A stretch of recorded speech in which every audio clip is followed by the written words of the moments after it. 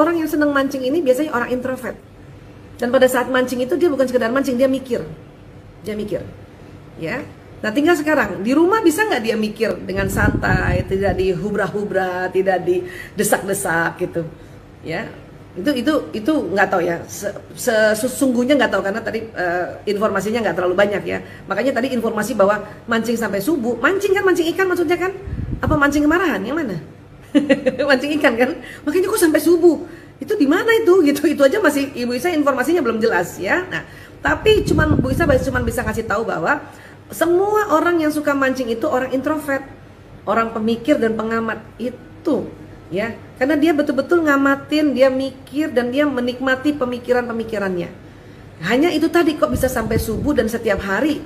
Nah, itu pasti dia sedang sangat stres tuh. Udah pernah tanya belum?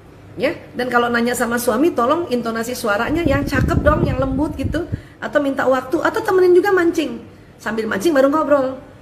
Ya, cuman biasanya istrinya ini atau suami yang introvert, istrinya ekstrovert, yang mau cepat, yang mau spontan, yang nggak suka berlama-lama ngabisin waktu, ya kan?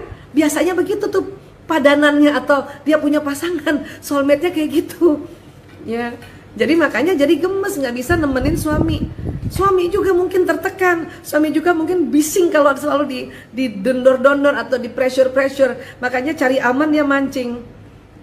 Kan gitu ya. Nah, itu dulu yang perlu ditanyakan, ada apa, kenapa kayak gitu. Ya. Terus ini dulu nih, mulai kapan mancingnya? Waktu sebelum menikah, waktu ta'aruf pertama atau misalnya di awal-awal kenal itu udah suka mancing apa? Ya.